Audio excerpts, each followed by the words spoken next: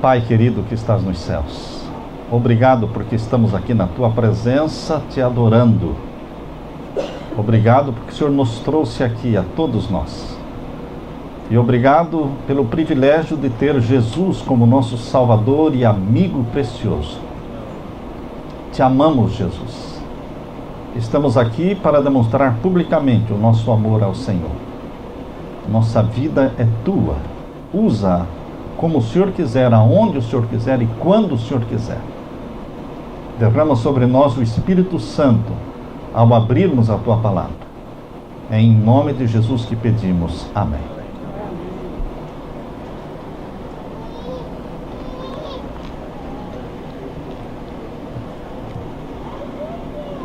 Tudo gira em torno de Jesus. O título do sermão de hoje é A Matemática do Fim. A matemática do fim é um pouquinho diferente da matemática que você conhece.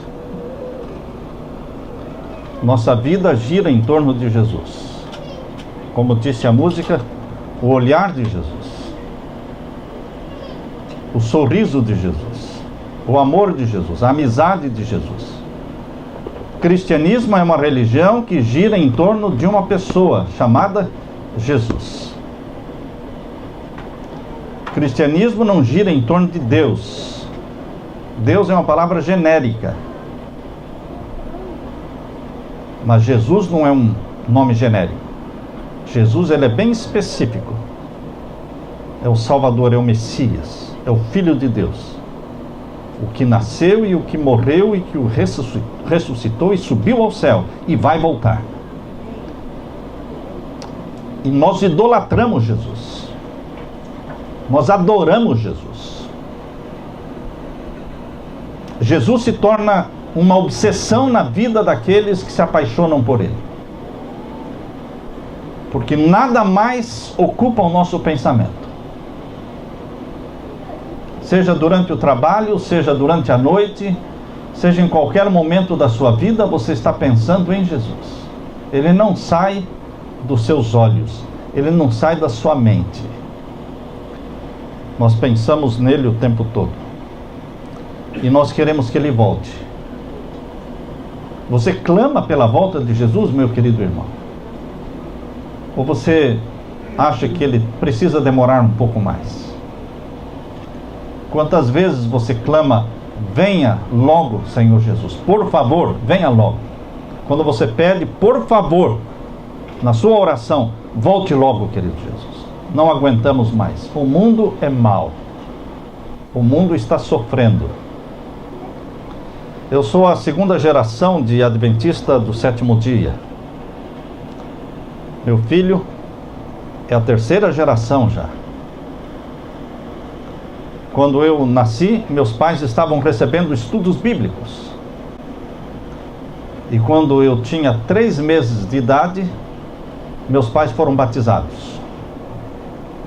Cresci na igreja adventista do sétimo dia. E quando pequeno, assisti já, quando tinha meus 8 anos, assisti a primeira série de conferências públicas. Esta foi feita pelo pastor Alcides Campo Longo, lá na cidade de Itararé. Foi a primeira vez que entrei num cinema, porque foi feito no cinema. Eles alugaram o melhor auditório da cidade para fazer as conferências. Eles pensavam grande. Nós temos que pensar grande, não é? Nós temos que planejar coisas grandes para Deus. Não pense pequeno, não. Não seja tão mesquinho, tão medíocre nos seus projetos, porque Deus é grande. E Ele gosta que a gente pense grande para Ele, para a glória do nome dEle. Amém. Desde pequeno estou ouvindo a frase, Jesus em breve voltará. Mas Jesus ainda não voltou. Mas a minha gratidão, meus queridos, é por estar vivendo nesta última geração, neste começo de terceiro milênio, que para o cristão que estuda a Bíblia não é o 3º milênio, é o 7º milênio, porque tem 4.000 anos antes de Cristo. Eu louvo a Deus pelo privilégio de estar vivendo exatamente neste tempo na terra, porque nós vamos ver Jesus voltar em vida. Nós vamos assistir à volta de Jesus em vida.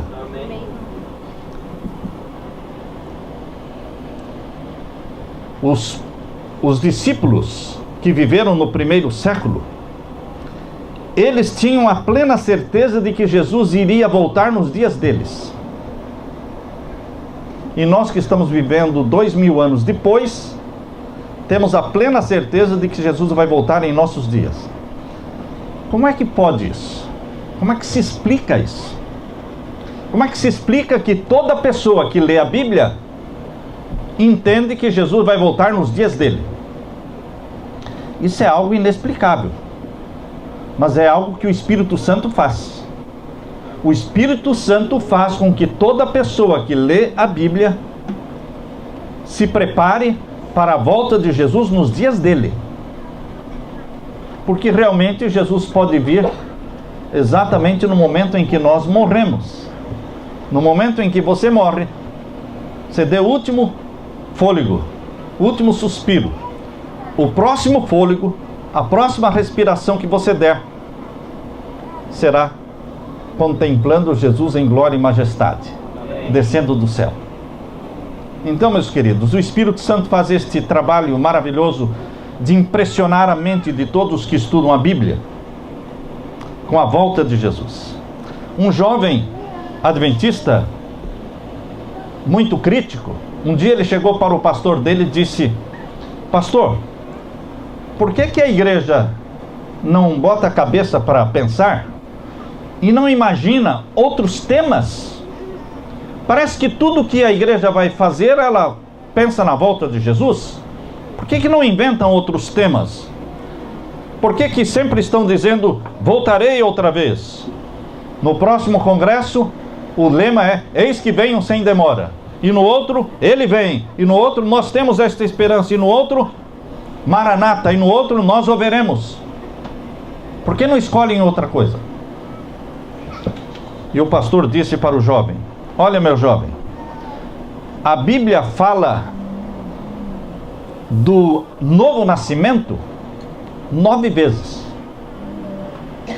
A Bíblia, o Novo Testamento, fala do batismo 20 vezes.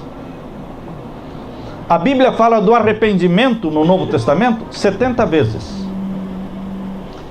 E o Novo Testamento fala da segunda vinda de Jesus 380 vezes. Então a Bíblia está a Igreja Adventista está em harmonia com a Bíblia quando coloca tanta ênfase e repete novamente a volta de Jesus, porque esse é o tema principal da Bíblia. E esse deve ser o principal assunto da sua vida. Você não pode perder de vista a volta de Jesus, seja namorando, seja casando, seja comprando ou vendendo, negociando. Você não pode perder de vista a segunda vinda de Jesus. Isso é tudo na nossa vida.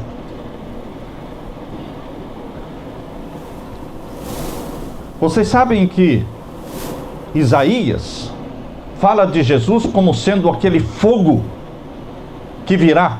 Ele virá como fogo, tomando vingança de todos que o rejeitaram. E o pastor disse para aquele jovem: Jeremias declara que neste dia Jerusalém será o trono da sua glória. Ezequiel apresenta Jerusalém no templo restaurado quando Jesus voltar. Em Daniel, Jesus volta como juiz e como rei.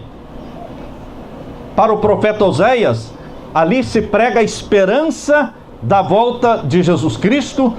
Se aceitar a Cristo, aquele que reforma. Em Joel, existe o vale de Josafá, onde Deus entrará em juízo com as nações naquele grande dia. Amós profetiza a realidade do novo trono de Davi. Em Obadias, o dia do Senhor está perto. E existe uma exortação para o preparo, para o fim e para a vinda do príncipe. Miqueias anuncia a cessação de todas as guerras. Naum, ali os montes tremem quando Jesus voltar.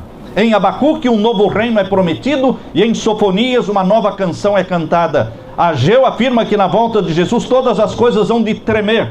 E Zacarias prediz que o Monte das Oliveiras vai se abrir e se tornar uma grande planície para receber a nova Jerusalém. E Malaquias termina o Velho Testamento falando que aquele dia virá como um fogo refinador, tornando em cinza os ímpios e fazendo nascer o sol da justiça para os que amam a Jesus. Em Mateus capítulo 25, Cristo volta como esposo para receber a esposa. Em Marcos, ele é o dono da casa que partiu para uma longa viagem, deu talentos a cada um e volta para o acerto de contas. No Evangelho de Lucas, capítulo 20, Jesus é um nobre homem que, viajando a um país distante, retorna para o ajuste com os seus mordomos. E João, o profeta João preferiu transcrever textualmente as palavras de Jesus quando disse, João 14, 1 a 3, não se turbe o vosso coração, crede em Deus, crede também em mim, na casa do meu pai há muitas moradas, se não fosse assim eu vos teria dito, vou preparar-vos lugar, e se eu for e vos preparar lugar, voltarei outra vez, e vos levarei para mim mesmo, para que onde eu estiver, vós também estejais.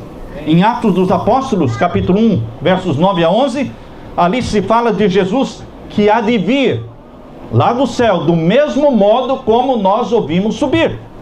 Em Romanos, Paulo diz que todas as coisas serão subjugadas aos seus pés. Na primeira carta aos Coríntios, capítulo 15, os mortos ressurgem, incorruptíveis, ao som da última trombeta, e nós os vivos seremos transformados num piscar de olhos. E o que é mortal será revestido da imortalidade, e o que é corrupto será revestido da incorruptibilidade. Em Colossenses, Jesus aparecerá segunda vez, e os santos virão com ele.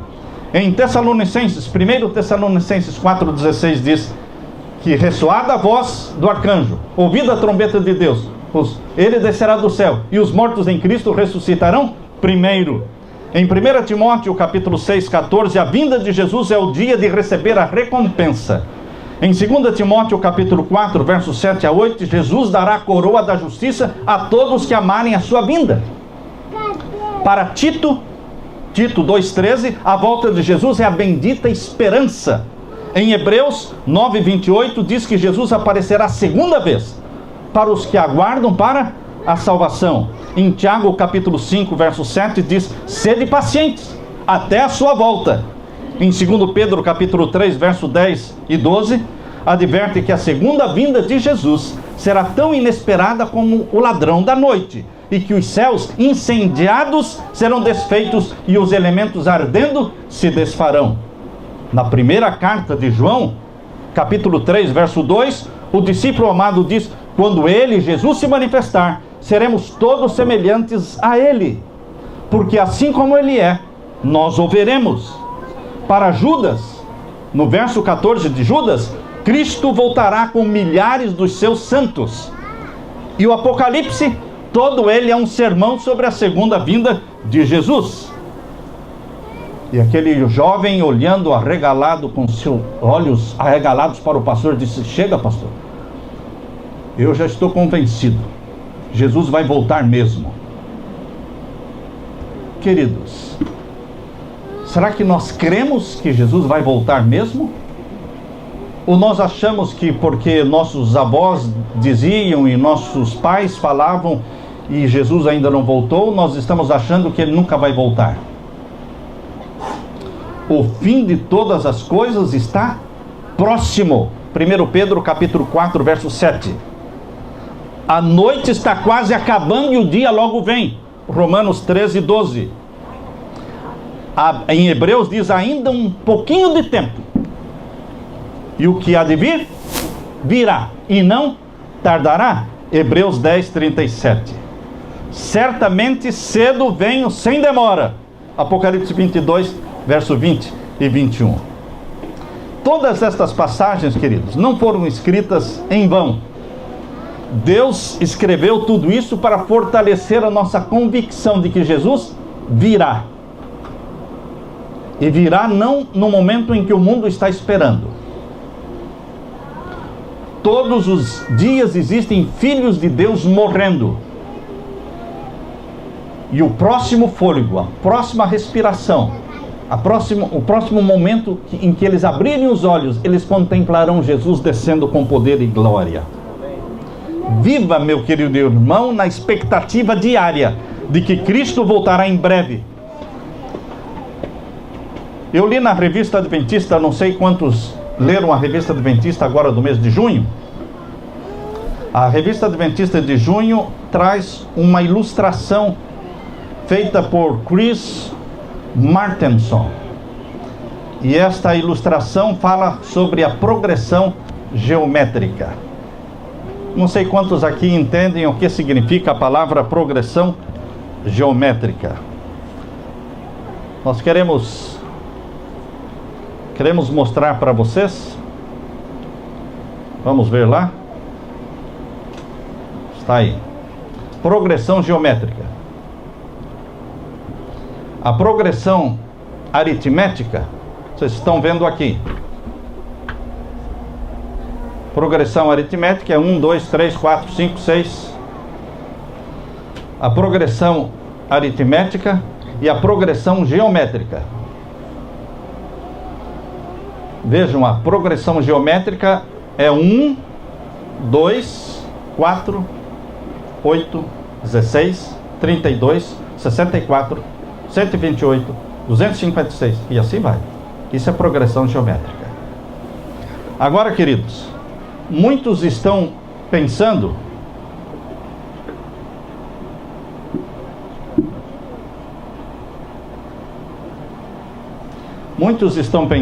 que vai demorar muito a volta de Jesus, porque eles estão pensando em termos de progressão aritmética. Mas a matemática do fim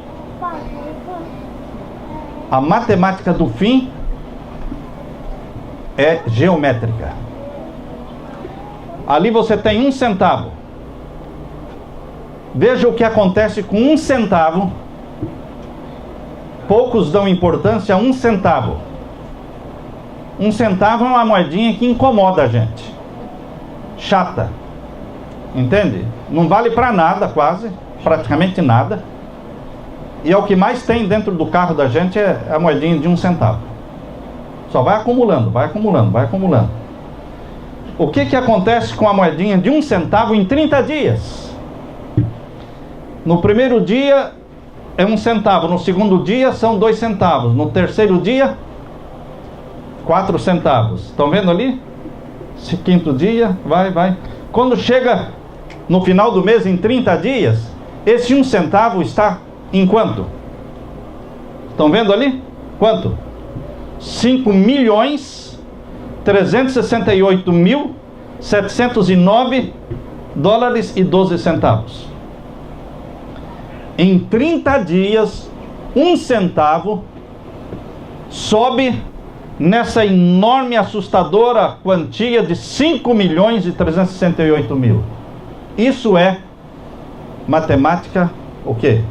Progressão geométrica. Nós gostaríamos que vocês pensassem um pouco em termos de progressão geométrica neste momento.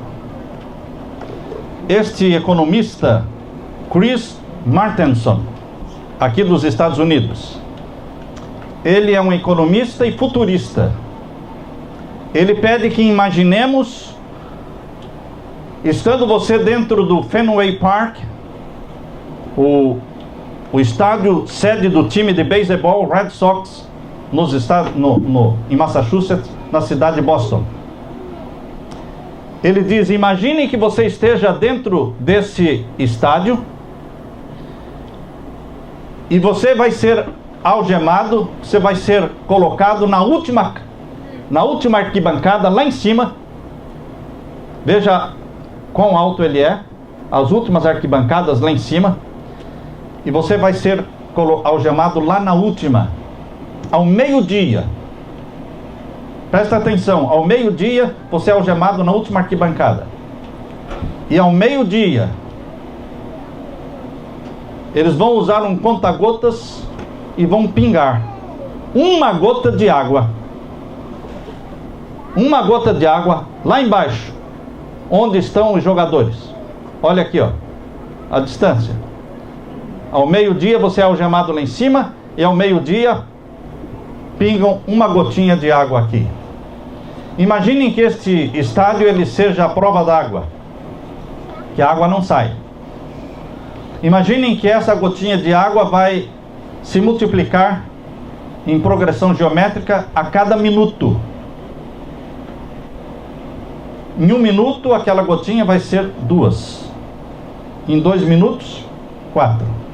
Em 3 minutos, 8. Em 4 minutos, 16. Em 5 minutos, 32. E assim por diante.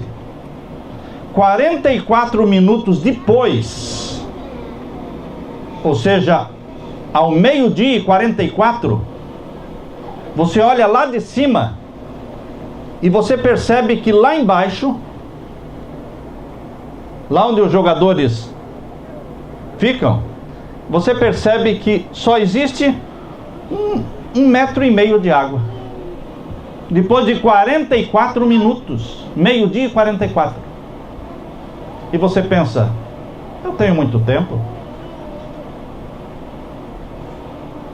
Agora você não consegue imaginar o que vai acontecer nos próximos 5 minutos. Nos próximos 5 minutos, ou seja, meio-dia e 49, você morreu afogado. Você morreu afogado lá em cima, nessa última arquibancada. Como é que pode, em 44 minutos, juntar somente 1,5 metro de água aqui embaixo, e em 5 minutos, você que está lá em cima morreu afogado? Isso é uma ilustração que o economista Chris Matterson usa para mostrar os acontecimentos, os últimos acontecimentos na história da Terra. Ele não está falando de Bíblia, irmãos. Ele está falando de economia. Parece que o mercado mundial está ok. Na última década, no ano passado, parece que está ok. Mas ele diz, vocês não fazem ideia do que vai acontecer nos últimos 5 minutos. Porque os acontecimentos serão rápidos. Rápidos. Em pouco tempo, a economia desse país vai entrar em colapso. Queridos, Matterson adverte que essa mesma lógica pode ser observada no planeta hoje. Matterson destaca que as tendências globais que hoje assustam, como o aumento da população da Terra, a escassez de combustível fóssil, a escassez da água e do alimento e o crescimento da dívida nacional e pessoal apresentaram um comportamento vagaroso e progressivo ao longo dos séculos. A aparência exterior era de que quase não havia água dentro do estádio. Entretanto, diz o pesquisador, nesses primeiros anos do 3º milênio, diz ele, a Terra está enfrentando uma verdadeira enxurrada de tendências preocupantes, cujas estatísticas revelam um crescimento vertiginoso. Achávamos que tínhamos tempo para nos preparar, mas o tempo acabou. O tempo acabou. Matterson escreve sobre sobrevivência econômica e ecológica. Ele não é um pastor, é um economista. Mas hoje nós queremos falar sobre a parte espiritual. Ellen White escreveu algumas coisas que nos fazem pensar. Presta atenção no que foi escrito no livro Testemunhos para a Igreja, volume 9, página 11. Veja aí, grandes mudanças estão prestes a ocorrer no mundo.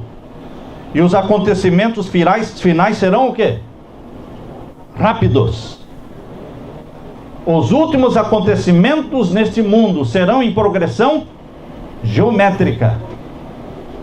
E se você está esperando os últimos acontecimentos ocorrerem para depois você se preparar, você não terá tempo para se preparar. Vejam este outro pensamento. Testemunhos. Não temos ali? Vamos ver aqui. É um pensamento que está em Testemunhos, volume 9, página 14.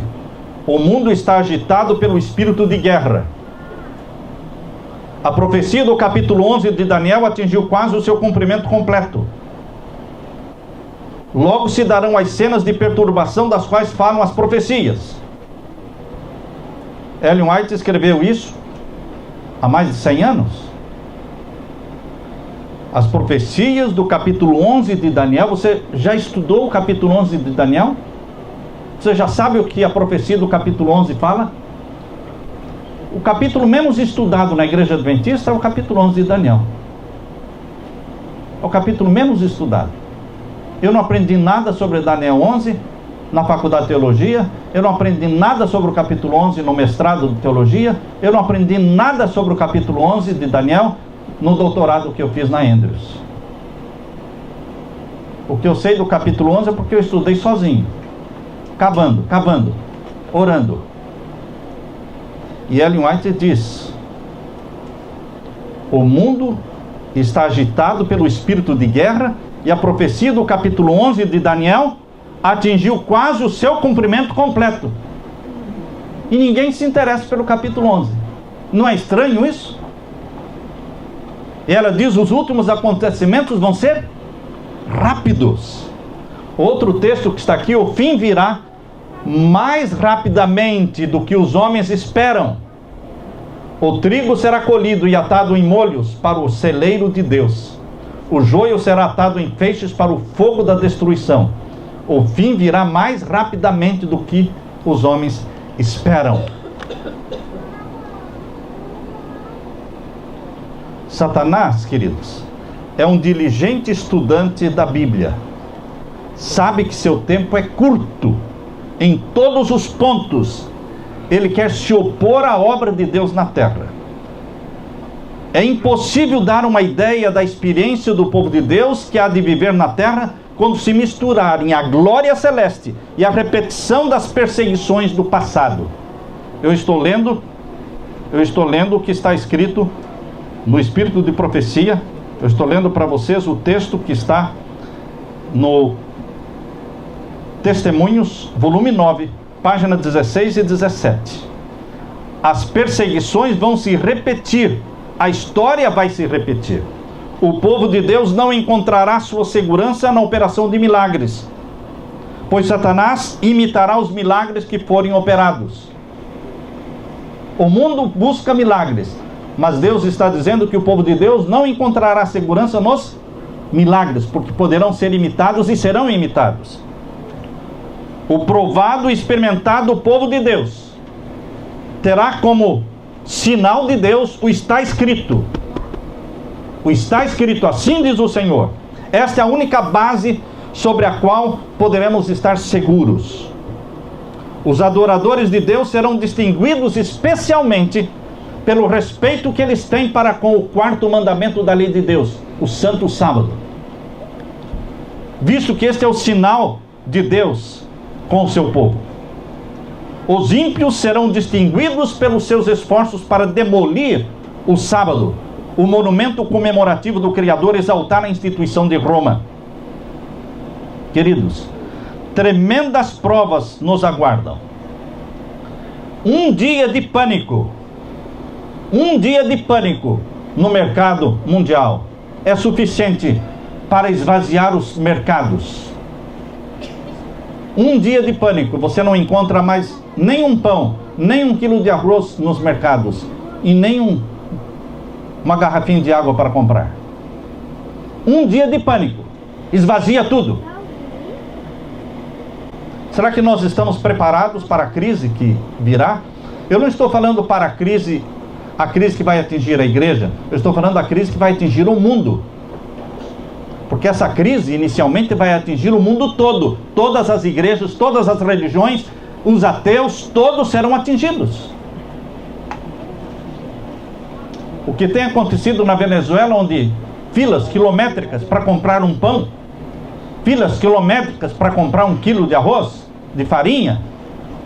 Queridos, isso vai acontecer mais rapidamente do que o mundo está pensando, aqui na América e no mundo. Aparentemente está tudo normal. Mas você não consegue imaginar o que vai acontecer nos últimos 5 minutos. E quando você acordar, você não vai poder mais sair das cidades. Vocês já ouviram falar de que o povo de Deus deveria abandonar as cidades? O povo de Deus deveria sair das cidades, morar no campo, porque a liberdade é maior. Você pode ter o seu poço de água, você pode ter uma bomba de água à mão, sem eletricidade. Você pode ter as frutas, você pode ter a sua verdura, você pode ter o seu alimento. Mas o povo de Deus não está pensando nisso. Ah, mas é um dia. Quando isso vai acontecer? Será que vai acontecer? Com certeza vai acontecer. Nos Estados Unidos não é necessário uma grande crise de proporções esmagadoras para mudar tudo rapidamente. Aqui nos Estados Unidos pode ser um colapso financeiro nacional que incite a violência urbana e a comoção social e econômica. O último Bank Holiday, você já ouviu falar de Bank Holiday? Feriado dos bancos. Ocorreu pelo presidente Franklin Delano Roosevelt, 1933. Você já parou para pensar o que aconteceria se tivéssemos hoje um Bank Holiday? De uma semana, ou de um mês, ou de 2 meses? Mas isso vai acontecer? Com certeza vai acontecer. Não poderemos usar cartões, nada. Temos que sobreviver do que tivermos na mão.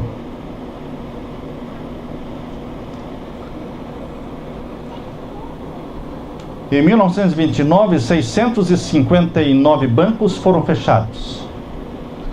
Em 1932, 5.102 bancos foram fechados. Em 1933, continuaram fechando bancos. Em 1934, continuou. Queridos, a crise que nós vamos enfrentar, eu não estou falando igreja, estou falando o mundo. Porque a crise para a igreja é depois do decreto dominical. Aí vai ser uma crise para nós, como igreja. Mas até sair o decreto dominical, o mundo vai estar mergulhado numa crise tão grande, ateus e cristãos, pagãos, incrédulos, todo mundo. Por isso que eles vão apelar para a santificação do domingo como sendo uma tábua de salvação, buscando a bênção de Deus, para que Deus os ajude a saírem da crise em que o mundo mergulhou. Mas até chegar o momento do decreto dominical, o mundo vai estar passando fome. As cidades estarão enfrentando uma lei marcial, martial law, lei marcial, onde ninguém tem direito a nada. Isso vai acontecer, meus queridos. Será que nós, como igreja, estamos nos preparando para esse dia? Um mega terremoto assassino, uma bomba terrorista. Basta uma crise debilitante para que a nação norte-americana caia de joelhos, conduzida por seus líderes religiosos, pedindo a Deus que não envie outros juízos. E nesse momento, a aprovação do decreto dominical será muito fácil, porque o povo quer segurança. A segurança do povo americano está em primeiro lugar, e eles abrem mão da Constituição para ter a segurança. Eles abrem mão de qualquer coisa em troca da segurança. Aceitam qualquer coisa em troca da segurança. De repente, irmãos, aquilo que vemos aqui em Apocalipse capítulo 13, a cena, o cenário de Apocalipse 13, de repente ele vai se tornar uma realidade. Parece uma coisa tão distante, mas ela vai se tornar uma realidade. as duas bestas do Apocalipse. O maior poder religioso da terra, representado pela besta que subiu do mar, e o maior poder civil do mundo, representado pela besta que subiu da terra. Esses dois poderes se juntam. Para quê? Para oferecer um projeto que vai salvar a humanidade, chamado de Nova Ordem Mundial, em que respeita-se e santifica-se o domingo, neste período da Nova Ordem Mundial. A lição do economista Chris Martenson mostra que os últimos 5 minutos são críticos. Você está se preparando para essa crise? Assistindo um sermão do pastor David Gates, ele diz: irmãos, eu não estou falando aqui do decreto dominical, ele disse, eu estou falando da crise que vocês têm que se preparar para ela. Ele diz: eu aconselho vocês a terem comida em casa pelo menos para 2 meses, não perecível. Não estou querendo assustar ninguém, mas eu estou dizendo que vai ter uma crise. Quando? Logo. Quão logo? Os economistas falam que vai ser em setembro deste ano, 2016. Mas pode ser que não seja em setembro de 2016. Pode ser que seja o ano que vem. Então nós não estamos aqui marcando data, irmãos. Mas os economistas do mundo estão prevendo que será um crash econômico muito em breve. E os bancos estarão fechados. E você vai ter que ter algum dinheiro. E você me diz: não, mas o que adianta ter dinheiro? Não vou poder não comprar nem vender. Eu não estou falando do decreto dominical, irmãos. Você não vai poder comprar nem vender quando sair o decreto dominical. Mas eu não estou falando do decreto dominical. Eu estou falando da crise que vem antes do decreto dominical, em que você vai sim poder comprar e vender, porque é uma crise que vai atingir cristãos, judeus, muçulmanos, budistas, ateus. Todo mundo vai passar por essa crise. Então nós temos que ter alguma reserva. Não é acumular comida para anos, não. É ter pelo menos para 2 meses. Algum dinheiro em cash, pelo menos para alguns meses.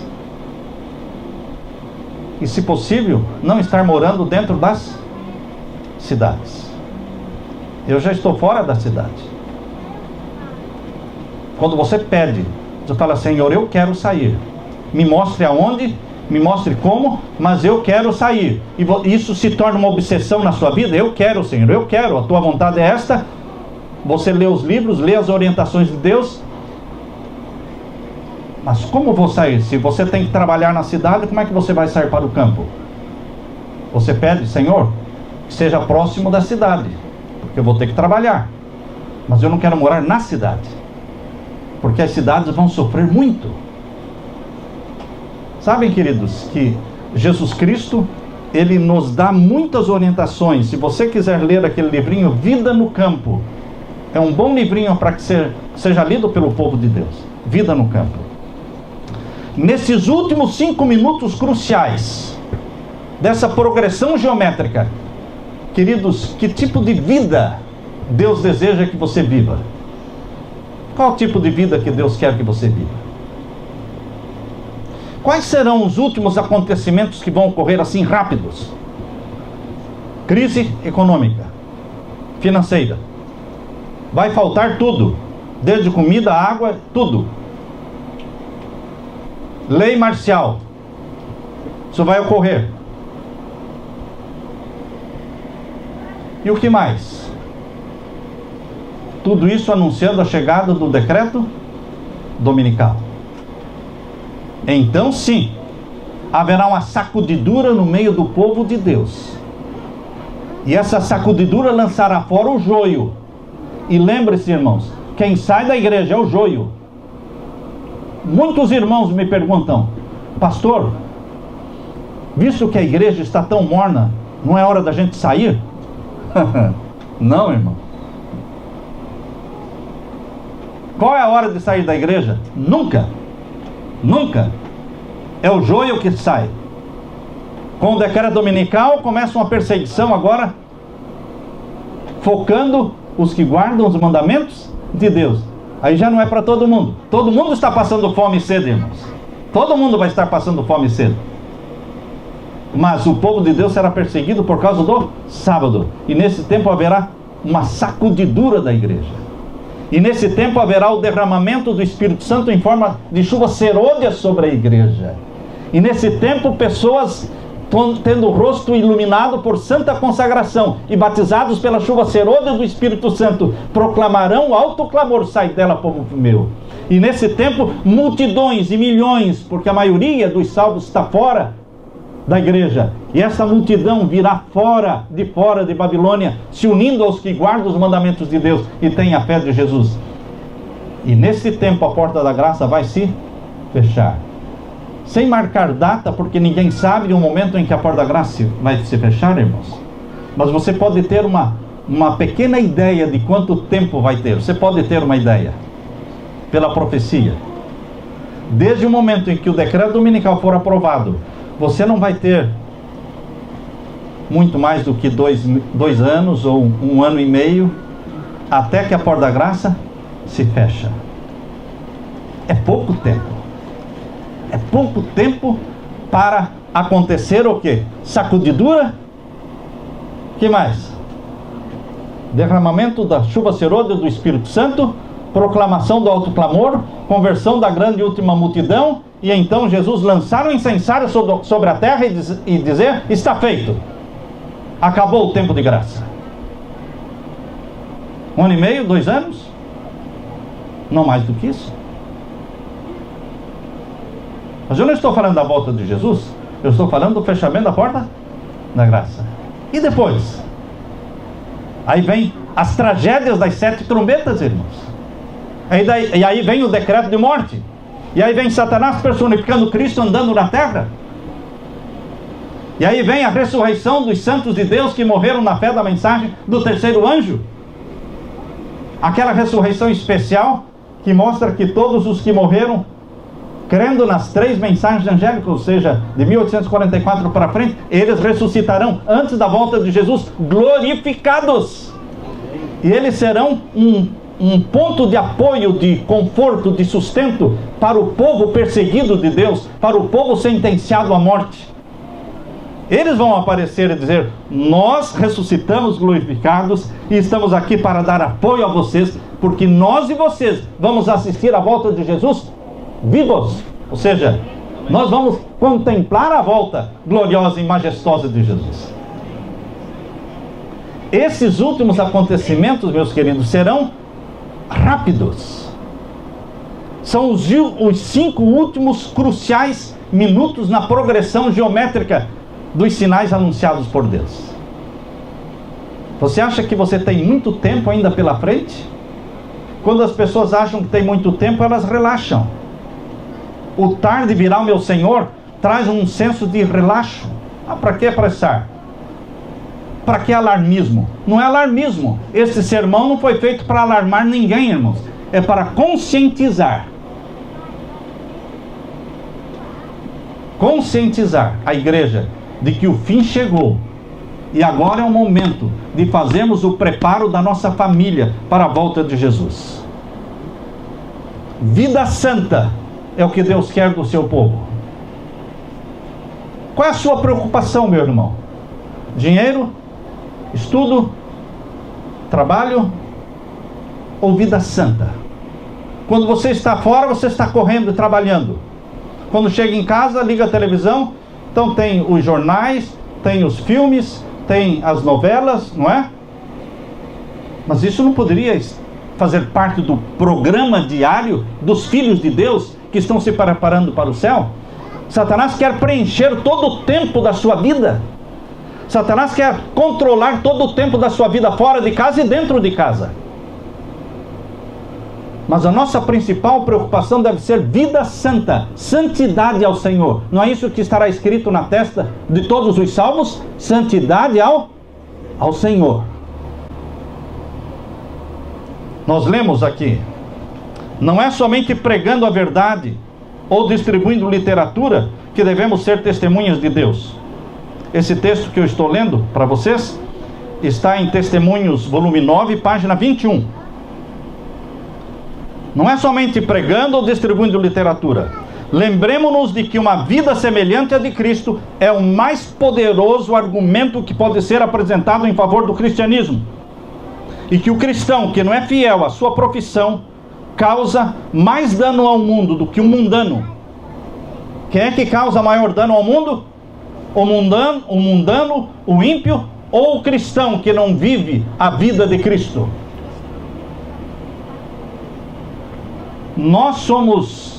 Nos é exigido, irmãos, viver a vida de Cristo. Ou então não se chame de cristão. Porque quando as pessoas sabem que você é um cristão, elas esperam ver em você um exemplo de Cristo. Nos negócios, preferindo perder, mas não enganar. Preferindo sofrer o prejuízo, mas não dar o prejuízo.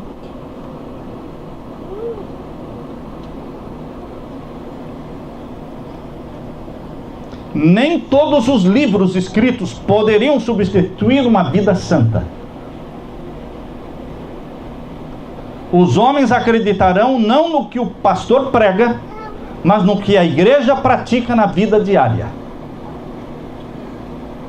É lá nos seus negócios, na hora em que você está pagando o seu empregado, na hora em que você está dentro de casa, volta para dentro de casa, você quer relaxar. É isso que você vai fazer nesses momentos que vão mostrar se você está indo para o céu ou para outro lugar. É isso que mostra.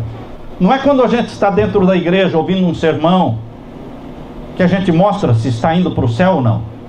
É quando está no trabalho ou dentro de casa, nas horas do lazer. O que você faz nas horas do lazer é uma evidência do que você tem no coração. O que realmente é importante para você, você faz na hora do lazer.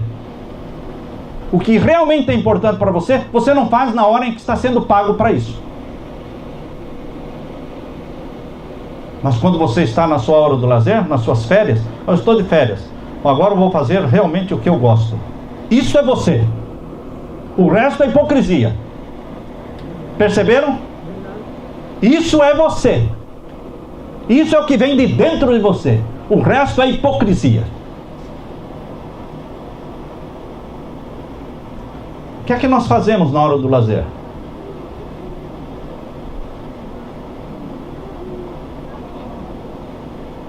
Com excessiva frequência, a influência do sermão pregado do púlpito é anulada pelo sermão feito na vida dos que professam ser partidários da verdade. É desígnio de Deus que o seu povo o glorifique perante o mundo. Ele espera que aqueles que usam o nome de Cristo o representem em pensamento, palavra e ação. Nossos pensamentos devem ser puros, pureza de pensamento, nobres as palavras, de modo a elevar e conduzir os que nos cercam para mais perto de Jesus. Tudo quanto fazemos e dizemos deve achar-se impregnado da religião de Jesus. Tudo é Jesus.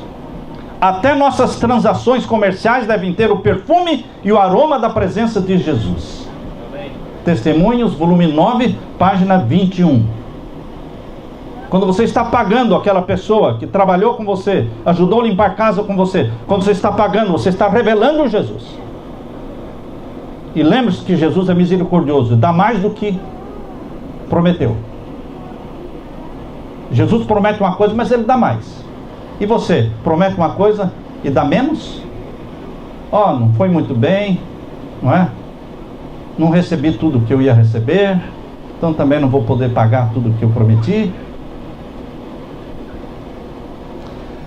Jesus espera que você e eu, meu querido irmão, sejamos representantes dele aqui na terra. Paulo dizia: sede meus imitadores, porque eu sou de Cristo. Que tipo de cristão é você? Será que você diz: não olhe para mim, eu não sou exemplo para ninguém? Não é, mas deveria ser exemplo para todo mundo. Você tem que ser exemplo de marido, dentro de casa, você tem que ser exemplo de esposa, você tem que ser exemplo de patrão, você tem que ser exemplo de membro de igreja, você tem que ser exemplo sempre. O cristão está numa vitrine, irmãos, e todo mundo que passa olha para ele. Que história é essa de falar, olha para Jesus, olha para Jesus? O Jesus na terra é você, meu irmão. O rosto de Jesus é o seu. É isso que Paulo está falando. Sede meus imitadores, como eu sou de Cristo. Jesus colocou cristãos na terra para serem o rosto dele, para terem a pureza dele. E é possível, queridos. É possível sim, em nome de Jesus e pelo poder do Espírito Santo, viver esta santidade que Jesus espera de você e de mim. É possível. Jesus não pede coisa impossível. Todos que quiserem entrar na cidade de Deus têm que, durante a sua vida na terra, representar a Jesus em seu procedimento. Isso é que os torna mensageiros de Cristo, testemunhas dele. A regeneração é o único caminho pelo qual podemos entrar na cidade de Deus. É apertado o caminho, é estreita a porta pela qual se entra, mas para ela devemos guiar homens, mulheres e crianças, ensinando-lhes para que sejam salvos, precisam de coração novo e novo espírito. Os velhos hábitos hereditários, traços de caráter, têm que ser vencidos.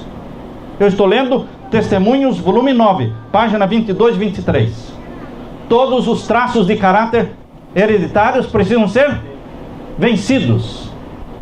Não importa se seu pai era alcoólatra, não importa se sua mãe era prostituta, não importa se você aprendeu a roubar desde criança, não importa se você veio de onde veio, não importa nada, porque o poder de Jesus Cristo, revelado através do Espírito Santo, é o poder de Deus para vencer, dar a vitória sobre todos os pecados e todas as tendências cultivadas ou herdadas geneticamente.